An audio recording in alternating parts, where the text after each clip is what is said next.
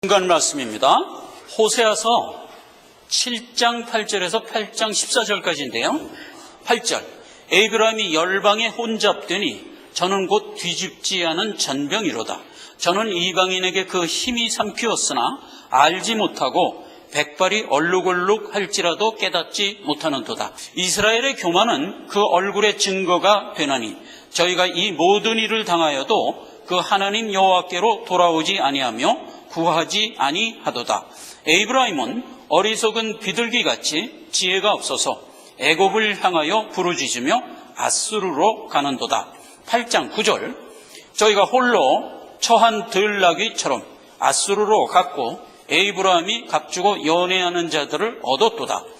저희가 열방 사람에게 값을 주었을지라도 이제 내가 저희를 모으리니 저희가 모든 방백의 임금에 지어준 짐을 인하여 쇠하기 시작하리라. 에브라임이 죄를 위하여 제단을 많이 만들었더니 그 제단이 저로 범죄케 하는 것이 되었도다.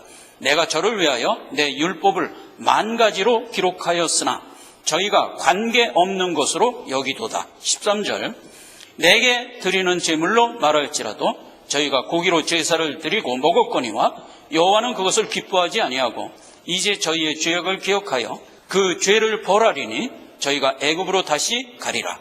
이스라엘은 자기를 지은 자를 잊어버리고 전각들을 세웠으며 유다는 견고한 성읍을 많이 쌓았으나 내가 그 고을들을 불을 보내어 그 성을 삼키게 하리라. 아멘. 인본주의 사조. 지금 호세아서가 처음부터 우리에게 구속사의 결론부터 알려주고 그리고 이제 예언을 이어가는데 지난 1차, 2차, 3차를 살펴봤어요.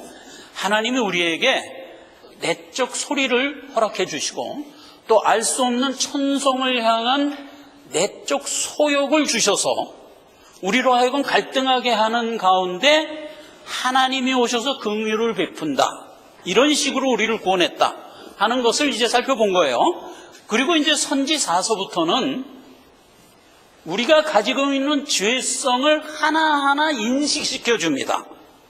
그래서 이제 오늘 우리가 가지고 있는 죄성의 제목이 세상을 바라보고자 하는 성향, 이거예요. 이게 이제 구약을 읽다 보면요, 이게 도대체 무슨 말인가 하는 게 돼요. 그런데 그 구약의 배경을 상식 속에 이렇게 다 가지고 있는 사람은 사실 이 얘기가 무슨 얘기인지 그냥 쭉 알면서 가게 돼 있어요. 어쨌든 여기에 주제가 뭐냐면 신앙생활 하다가 자꾸 애굽으로 가는 거야. 자꾸 세상화 되려고 한다 이거예요. 세상적으로 이끌려는 성향이 있다 이거예요. 그게 너희가 가지고 있는 죄성 중에 하나니라 이렇게 인식을 시켜주는 거예요. 그래서 오늘 살펴보고자 하는 게 제목이 뭐라? 세상적 생각, 즉 인본주의예요. 지금 세상이 모든 백성들을 이끌어가는 기둥이에요. 인본주의 사조로 사람들을 이끌어가요. 그래서 우리가 인본주의에 푹 쩔어서 살고 있어요. 그래서 그게 죄인지도 몰라. 그냥 그렇게 사는 거예요. 그러나 성경은 분명히 얘기합니다. 신앙이라는 푯대를 놓고 볼 때 인본주의는 죄다 이거예요. 그걸 인식하라 이거예요. 인식하고 살아가야 돼요. 왜냐하면 여러분 생각해 보세요. 우리가 죄된 몸을 입고 세상을 살아가기 때문에 세상적으로 살 수밖에 없어요. 만약에 세상적으로 사는 방법을 거두면 그게 죽는 거예요. 그래서 우리는 거기 몸담아 살 수밖에 없어요. 그러나 하나님은 택한 자네에게 뭐를 명하냐? 너희가 바라봐야 할 표대는 저긴데 살기는 여기서 산다. 그러니까 세상 삶을 너희 삶의 목표로 두지 말고 목표는 저기다 두고 오라 이 말이에요. 그렇기 때문에 우리가 살아가는 신앙생활 가운데 세상적 사조는 절제하고 누르며 갈 수밖에 없도록 불렀다고요. 그걸 기억하라는 얘기예요. 버려라 이러면 안 돼요. 버려라 그러면 수도승대라는 얘기예요. 수도승. 하나님 그거 요구하는 거 아니에요. 절대로. 그럼 완전히 버려라 그러면 죽어야 되는 거예요. 그거 아니란 말이에요. 그러니까 이러한 기조를 알고 신앙생활을 해라 이거예요. 이 기조를 놓쳐버리면 세상 사람이나 우리나 구별이 안 돼요. 세상 사람도 세상적으로 살고 우리도 세상적으로 살아요. 뭘로 구별을 할까요 도대체? 그렇죠. 구별을 해야 돼요. 우리는 그러한 가운데 천성의 소망이 우리 삶의 목표다 이 말이에요. 이렇게 구별이 돼요. 그래서 오늘 이걸 살펴보는데 녹록지가 않아요. 절대로 녹록하지가 않아요. 은혜롭게 이 문제를 우리가 깊이 살펴보자 하는 겁니다. 자, 먼저 본문의 기조부터 우리가 빨리빨리 점검을 합시다. 8절 9절에서 너는 뒤집지 않은 전병이래. 그럼 뒤집지 않은 전병이면은 밑엔 타고 위에는 설어요. 못 먹을 게 된다는 얘기야. 그러니까 너는 지금 못 먹을 게 됐다 이거야. 세상적으로 사는 한 하나님에게는 무익한 종이 됐다는 그런 뜻이에요. 그래가지고 네가 가지고 있는 성정, 죄성이죠. 우리가 가지고 있는 육정이 죽을 때까지 안 변한다는 거 아냐? 이렇게 물어본 거예요. 우리가 가지고 있는 육정은 죽을 때까지 육정인 거예요. 그러니까 석탄이 변하여 백탄 안 돼요. 그러니까 우리가 가지고 있는 육정은 내가 목숨 유지하고 사는 한 육정이에요. 백발이 얼룩얼룩할 때까지 안 변한다. 이 얘기는 네 평생 이 육정은 네가 가지고 살아가야 된다 하는 걸 얘기했고요. 그리고 이제 11절 이하에 애굽으로 가고 아수르로 향하여 간다. 이게 자꾸 세상을 향하여 삶의 방향을 지금 틀고 있다. 물론 세상적으로 사는 것까지는 하나님이 용인을 하는 거예요. 그러나 목표는 애굽이 아니고 아수르가 아니다. 이걸 기억하라는 거예요. 10절에서 12절까지는 하나님의 법이 있어요. 구원의 도죠.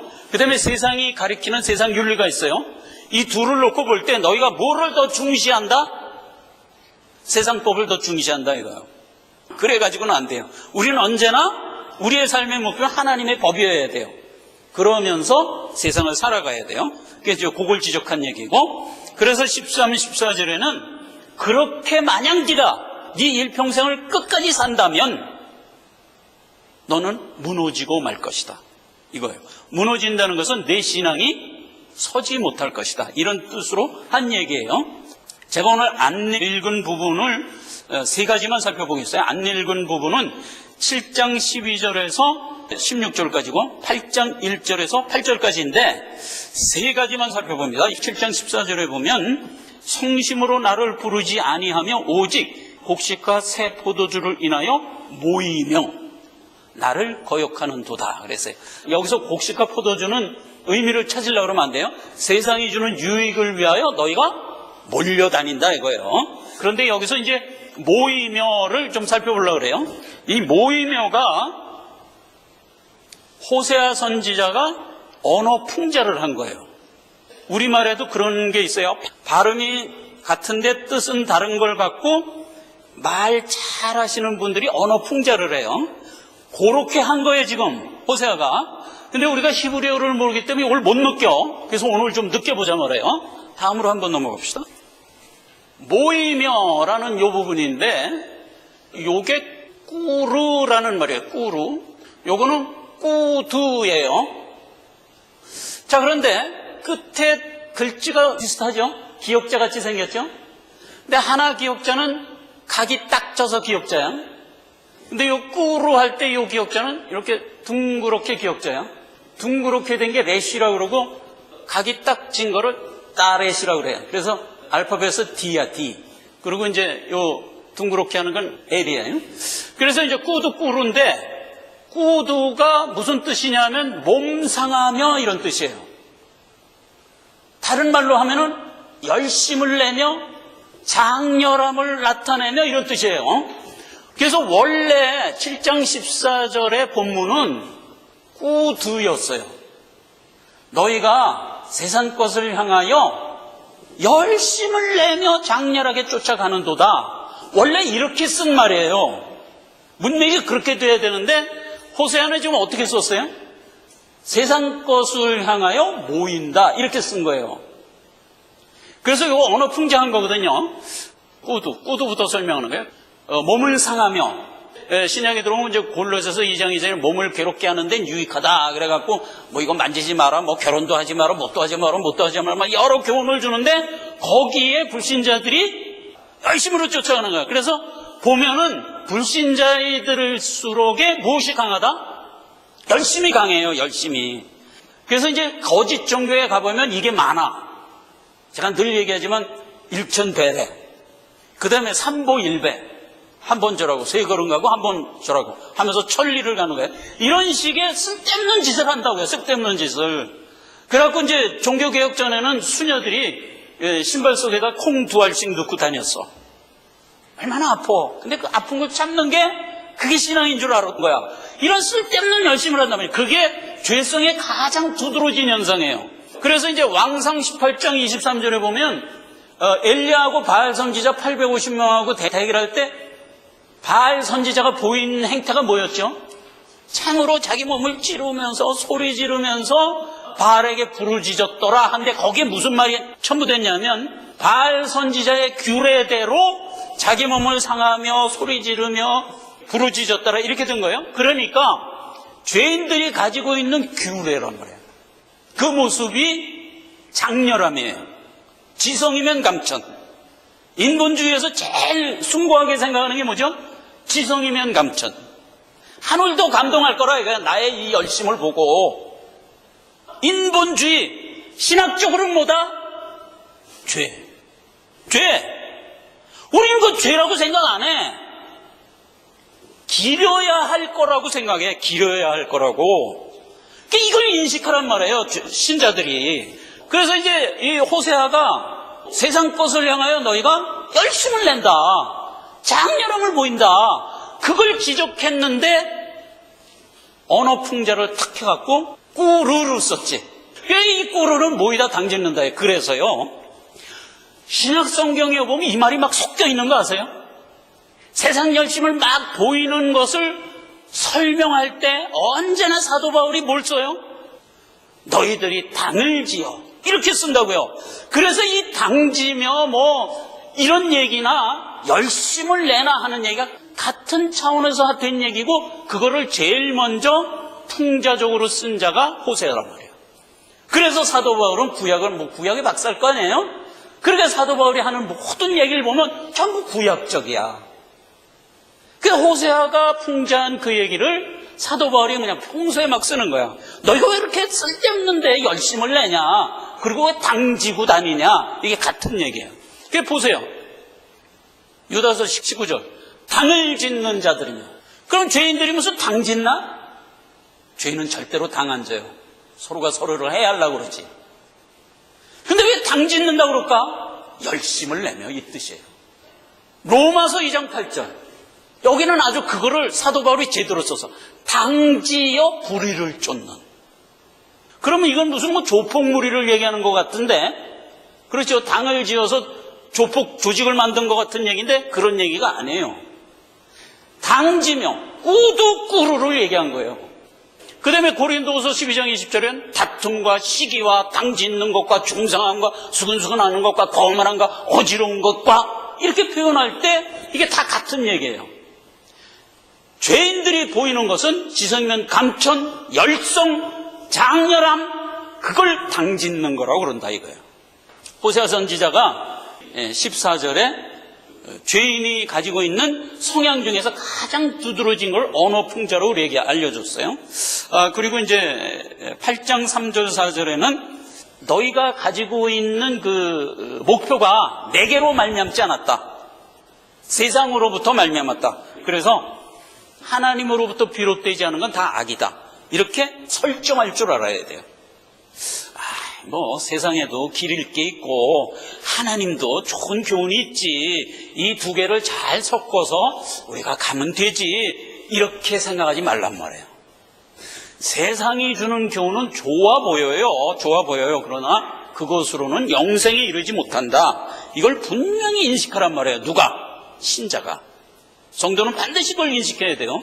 그래서 세상으로도 좋은 것, 하나님으로도 좋은 것 다 혼합해서 가지고 가리라 하면 안 된다 하는 것을 성경이 분명히 지적하고 있는 거예요.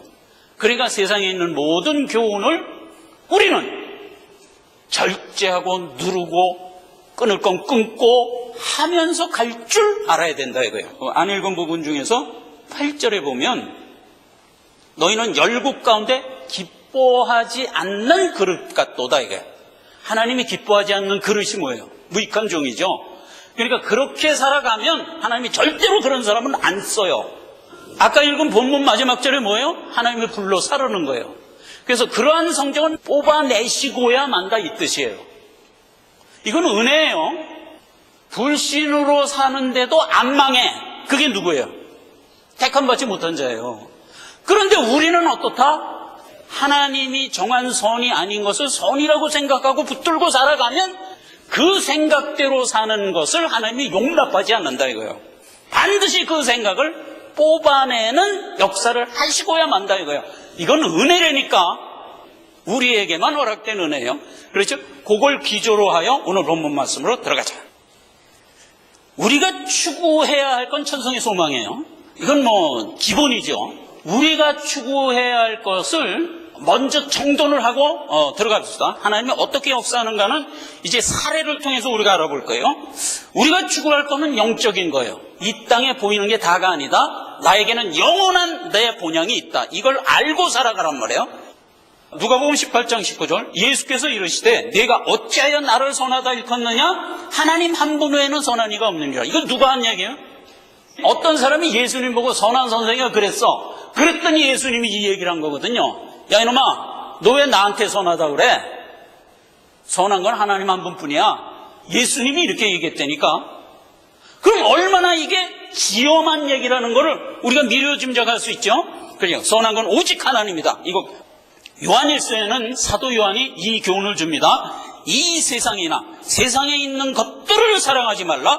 누구든지 세상을 사랑하면 아버지의 사랑이 그 속에 있지 아니하니 이는 세상에 있는 모든 것이 육신의 정욕, 안목의 정욕, 이생의 자랑이니 다 아버지께로부터 쫓아온 것이 아니요 세상으로부터 온 것이라.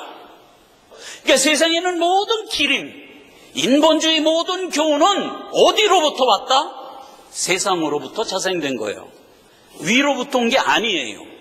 오직 위로부터 온 것은 하나님이 우리에게 주신 구속의 의밖에 없어요. 그러니까 그것 이외에는 다 세상적인 거다.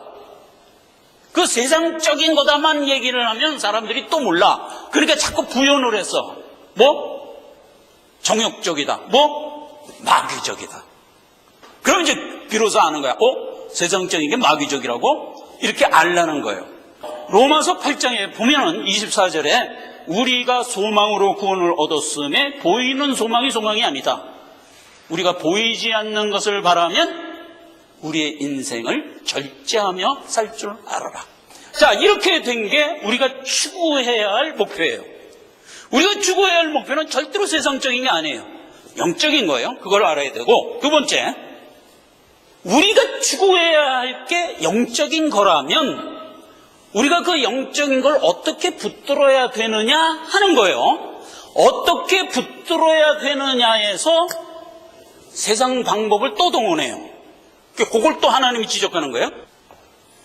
요한복음 2장 17절에 제자들이 한 얘기예요. 제자들이 성경 말씀에 주의 전을 사모하는 열심이 나를 삼키리라 한 것을 기억하더라.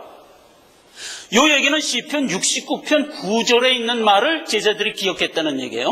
주의 집을 위하는 열성이 나를 삼키고 주를 회방하는 회방이 내게 미쳤느니라. 주의 전을 사모하는 열심은 곧 뭐라? 주를 회방하는 거래요.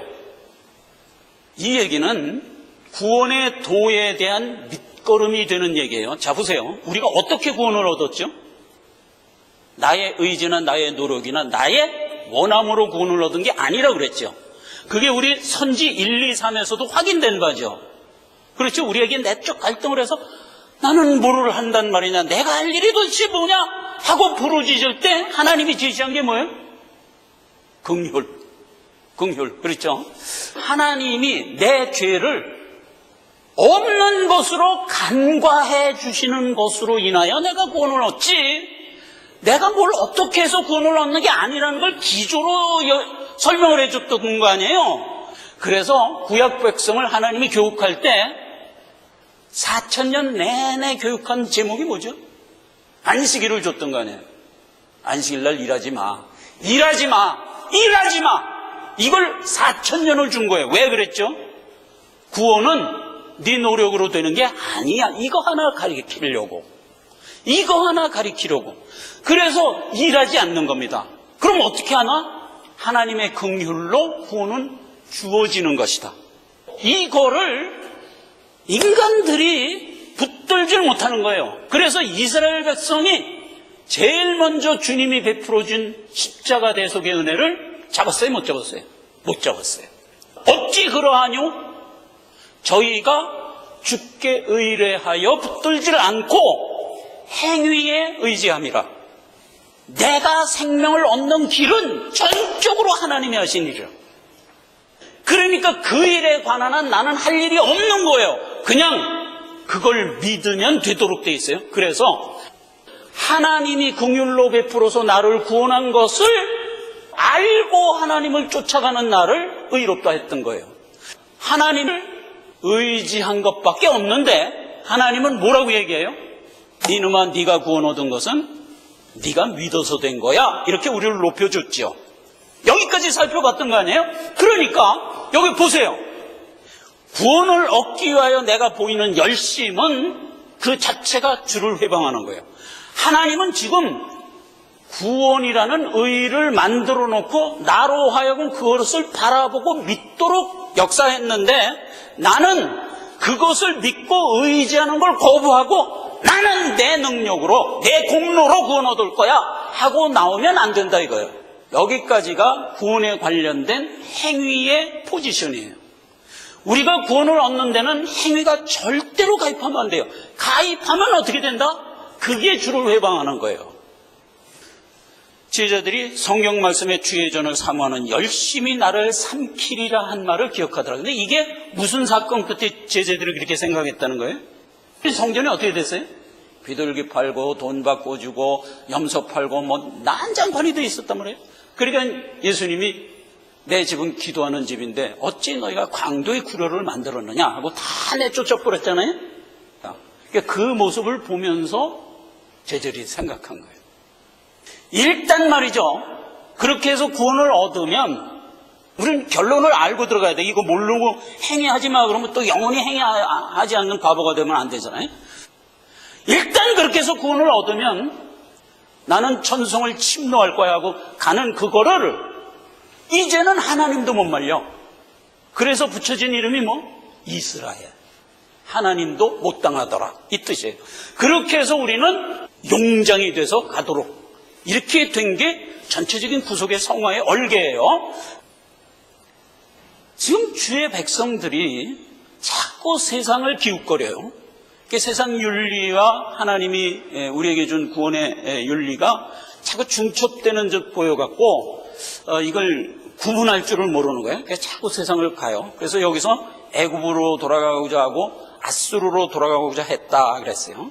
그러니까 실제로 애굽으로 돌아가고 아수르로 돌아가고자 하는 그런 성향을 역사적 사건에 담아준 두 사건이 있어요. 그래서 그걸 살펴보면 우리가 신앙생활 가운데 얼마나 나도 모르는 사이에 세상에 그냥 빠지는가 하는 것을 알게 되고, 그렇게 빠졌을 때 하나님이 우리를 어떻게 건지시는가 하는 걸 알게 돼요. 그래서 그 두 사건을 살펴보기로 하겠습니다. 마태복음 5장 20절에는 내가 너에게 이르노니 너희 의가 서기관과 바리새인보다 낫지 못하면 결단코 천국을 들어갈 수 없다 그랬어요. 서기관과 바리새인이 가지고 있는 의가 우리보다 나으면 천국 못 들어간다, 이런 정도로 생각해요. 그런 얘기가 아니에요.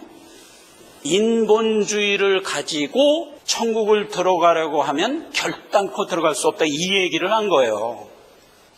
그러니까 우리가 가지고 있는 의는 바리새인이 가지고 있는 의와 완전히 달라야 된다, 이 얘기를 한 거예요. 그걸 더 낫지 않으면 이렇게 얘기했다고 해서 그렇게 생각하면 안 돼요. 그래서 이제 그 얘기를 기조로 하여 우리가 이 사례를 들어가 봐야 돼요. 결단코라는 말이 절대로 들어갈 수 없다는 얘기고, 여러분 천국을 들어가지 못하면 어떻게 되죠? 결과가 유황불, 지옥. 그러니까 바리새인이 가지고 있는 의로는 유황불밖에 갈 데가 없다. 열왕기하 1장 1절 이하를 보면 이스라엘에서 제일 악한 왕이 누구? 아합. 아합이 죽고 그 아들 아시아가 왕이 됐어요. 근데 하나님은 아합 생전에 아합한테 뭐라고 예언을 했죠? 내 자녀가 다 멸하리라. 왜? 너무 죄를 많이 져서. 이렇게 얘기했던 거예요. 그래서 이제 그 아들이 왕이 됐는데 사마리아에 있는 다락난간에서 왔다 갔다 하다 떨어져서 허리를 골절을 했어. 그때에 사역하던 선지자가 엘리야예요. 그래서 엘리야한테 사신을 보낸 거야. 내가 이게 다락난간에서 떨어져서 허리를 다쳤는데 에글론 신 바알세불한테 가서 기도하면 날지 안 날지 좀 물어봐라. 그리고 이제 엘리야한테 딱 보낸 거야. 그 당시에 선지자는 영험하죠. 그 선지를 할 능력이 주어졌다고 그랬잖아요. 그러니까 영험하니까 점을 좀 쳐달라 이렇게 이제 해서 이제 보낸 거야. 근데 엘리야가 신경질이 난 거야. 이놈 봐라 이거. 아니 병이 났으면 하나님한테 물어야지 에글론 바알세불한테 가서 묻는다고? 당장 죽는다 그래 이렇게 답을 해서 보냈어요. 그렇게 해서 사신들이 이제 줄래갖고 죽는다는데요? 이렇게 이제 얘기를 했단 말이에요. 그랬더니 이제 아시아가 야 그럼 어떡하냐? 그러면 그 선지자한테 가서 사는 방법이 뭔지 좀 가르쳐달라 그래라. 그래갖고 이번에는 사신을 한 사람 보낸 건 아니라 50부장을 보낸 거야. 그러니까 50부장이 자기 부하 50명을 쫄래쫄래 데리고 가서 엘리야님 우리 저 왕이 그러는데요. 혹시 뭐 살 길은 없느냐고 물어보라는데요. 그리고 이제 딱 물어봤단 말이에요. 이것들 죽는다는데 또 와서 하늘에서 불을 내려고 싸그리 다 태워 죽여버렸어. 50명이 다 죽은 거야. 그래갖고 이제 아시아가 아니 그 50명 다 죽었다고? 안 되겠다. 또 보내라. 그래갖고 50명 또 보낸 거야. 그랬더니 엘리야가 문도 열어보지 않고 또 하늘에서 불을 내려고 싸그리 다 죽여버린 거야. 그러니까 이제 아시아가 큰일 났단 말이에요. 그래서 안 되겠다. 50명을 또 보내라. 그래서 50명을 또 보내서. 근데 이 50명이 가다가 보니까 자기 죽게 생겼거든? 멀찌감치에서부터 서서 이제 소리를 친 거야. 아니, 엘리야님, 죄 없는 우리를 왜 자꾸 죽여요?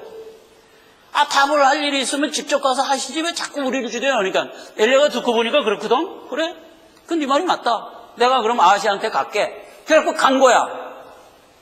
가갖고 당신은 안 낳는다고 내가 분명히 얘기했지. 당장 죽을 거야. 딱 한마디 하고 돌아와 버렸어. 그리고 그 이튿날 죽어버렸어. 이렇게 된 사건이에요. 그런데 자 보세요. 여기에 주제가 뭐죠? 아시아는 누구예요? 택한 자. 택한 자녀가 누구에게 지금 인생 문제를, 인생의 목표를 의뢰하고자 했어요? 에글론의 신 바알세불. 그러면 어떻게 된다? 반드시 죽는다. 이렇게 된 얘기예요.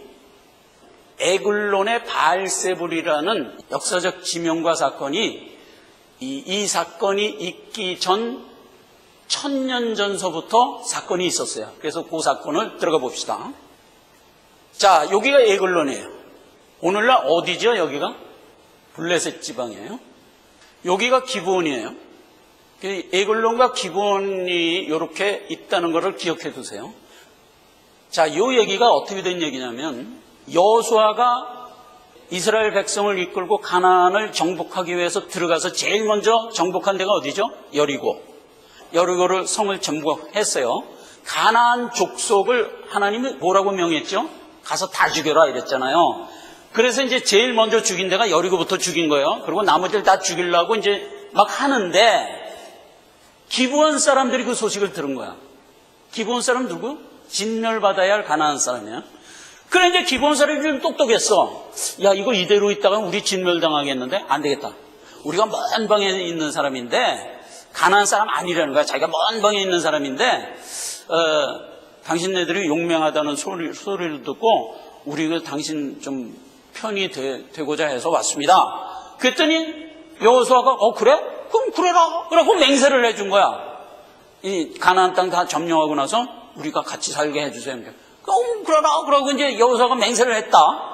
그래 알고 보니까 이 기분이 먼 데서 온 게 아니라 바로 가나안 족속이라. 근데 어떻게 해요? 여호수아가 맹세를 했는데. 그래 이제 못 죽인 거야. 그리고 나머지를 막 죽인 거야. 아이도 죽이고 여호수아가 이제 길갈이에 있어요. 그랬는데 그 소식을 예루살렘의 왕 아도니세덱이라는 놈이 들은 거야. 자기 편인데 기브온이 이제 배반을 해갖고 여호수아 수중으로 들어가니까 기브온부터 치겠다고. 그 당시엔 예루살렘도 가나안 족속이었어요. 가나안 족속의 아도니세덱이라는 예루살렘 왕이 에글론의 왕 드빌한테 얘기를 한 거야. 야, 우리가 연합을 해갖고 기브온을 가서 징벌을 하자, 징계를 하자. 이래갖고 연합군이 기브온을 쳐들어온 거야. 기브온 사람들이 여호수아한테 SOS를 보냈겠어요? 안 보냈겠어요? 당연히 보냈지.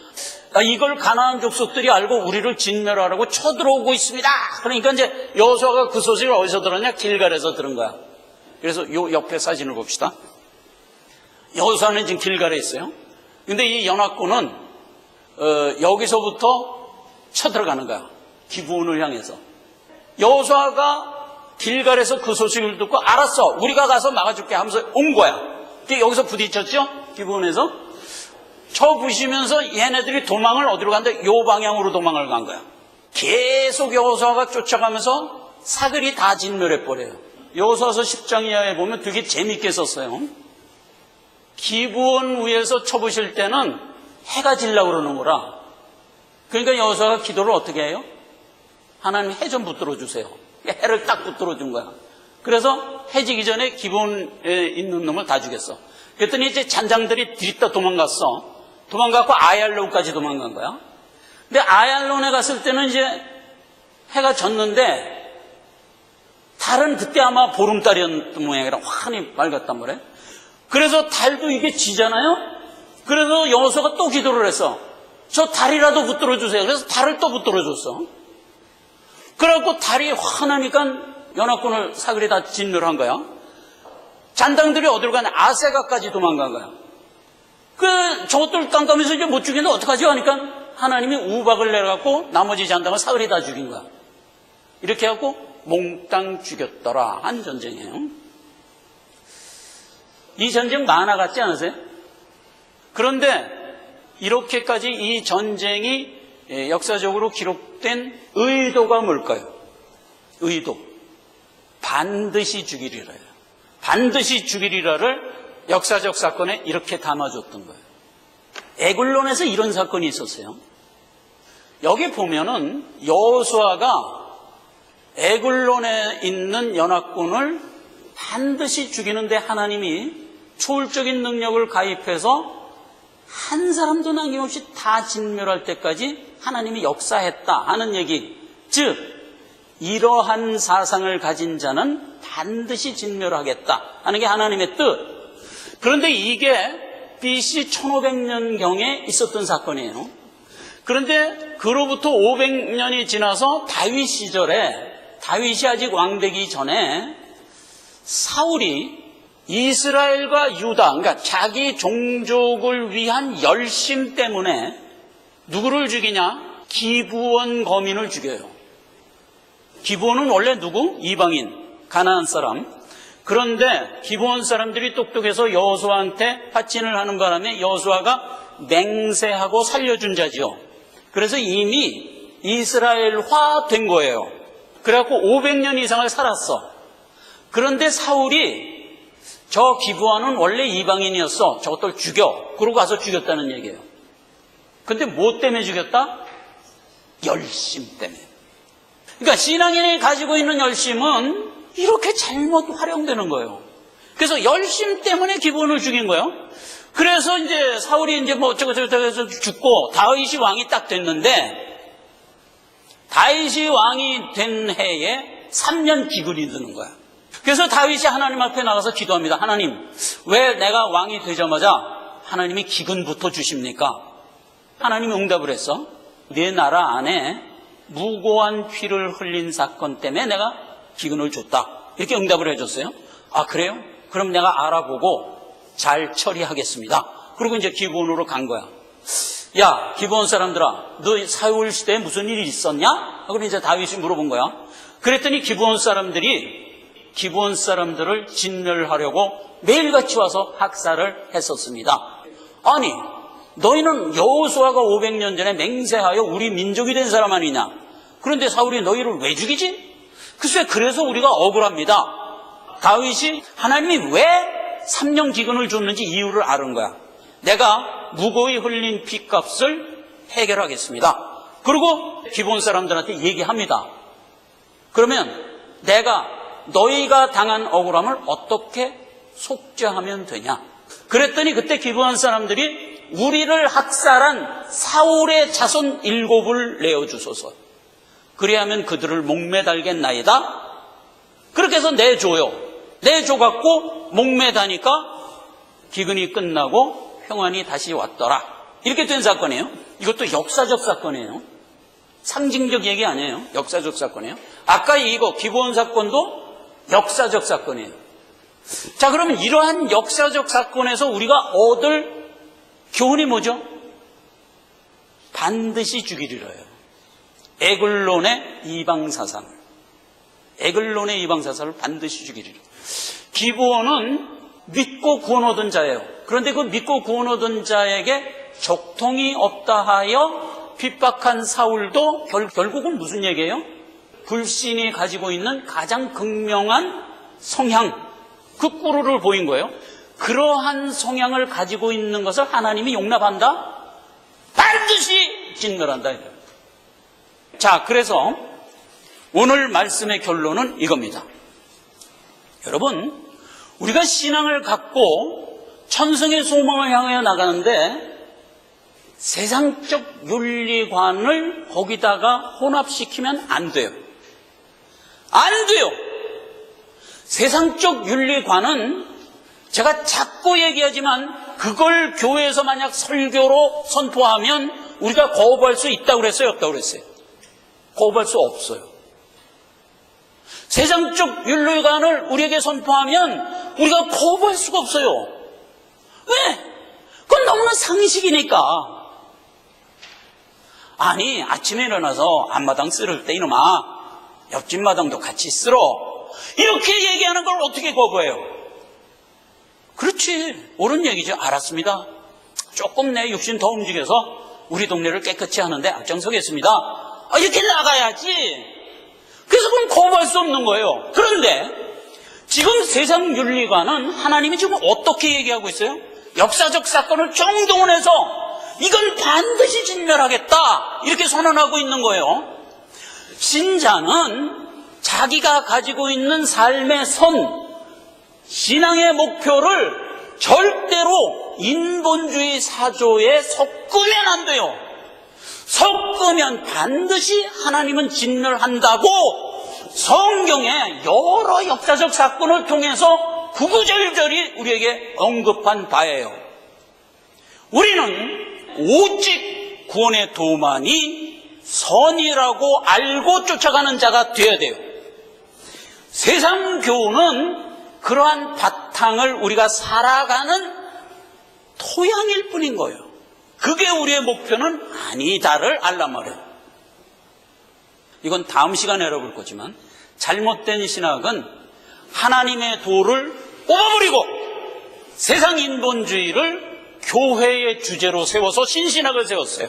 그 신신학이 오늘날 교계를 과반을 점령하고 있어요. 그래서 그 신신학의 교회 가면 세상 윤리를 선포해요.